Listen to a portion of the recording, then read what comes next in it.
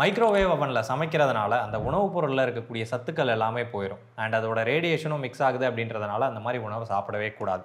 அப்படின்னு நிறைய பேர் ஆன்லைன்ல உருட்டிட்டு இருக்காங்க. 2ஆம் உலகப் போர்ல ரேடியோ வேவ கம்யூனிகேஷனுக்காக பயன்படுத்திட்டு இருக்கும்போது ஒருத்தரோட பாக்கெட்ல இருக்கக்கூடிய சாக்லேட் மெல்ட் ஆகி போயிருக்கு. அந்த மனுஷன் என்ன நினைச்சாரோ தெரியல, இது ரேடியேஷனால தான் ஆயிருக்கு அப்படின்னு சொல்லிட்டு அவர் அதை ரிசர்ச் பண்ண ஆரம்பிச்சிருக்காரு. அதுக்கப்புறம் தான் தெரிஞ்சது இந்த ரேடியேஷனால சாக்லேட்குள்ள இருக்கக்கூடிய வாட்டர் மாலிக்யூல்ஸ் எல்லாமே வைப்ரேட் ஆயிருக்கு, அதனால ஹீட் உருவாயிருக்கு, அதனால தான் சாக்லேட் மெல்ட் ஆயிருக்கு அப்படின்னு சொல்லிட்டு. ஸோ இதில் அந்த உணவுப் பொருளில் இருக்கக்கூடிய வாட்டர் மாலிக்யூல்ஸ் வைப்ரேட் ஆகிறதுனால அந்த மாலிக்யூல்ஸ் ஒன்னோட இன்னொன்று உராயும் போது அங்கே ஹீட் உருவாகுது. இந்த ஹீட்டு தான் உணவை சமைக்குது. ஸோ அதனால இதுவும் அடுப்பில் சமைக்கிற மாதிரி தான். இதனால எந்த விதமான சத்தும் குறைய போகிறது கிடையாது. அண்ட் இந்த ரேடியேஷன் ஒரு நான் அயனைசிங் ரேடியேஷன். இதனால கேன்சரோ எந்த விதமான பிரச்சனையும் நமக்கு ஏற்பட போகிறது கிடையாது. அந்த ரேடியேஷன் மொத்தமாக வெளியில் வந்தாலும் கூட அதோட எஃபெக்ட் ஆட்டோமேட்டிக்காக குறைஞ்சிரும் அப்படின்றப்போ நமக்கு எந்த விதமான பாதிப்பும் கிடையாது. அதுக்காக நம்ம எல்லாரும் மைக்ரோவேவ் ஓவன் வாங்கணும்னு சொல்லலை. பட் இல்லாத வெறுப்பை இந்த மாதிரி காட்டக்கூடாது. மக்கள் ஜாக்கிரதையாக இருக்கும்.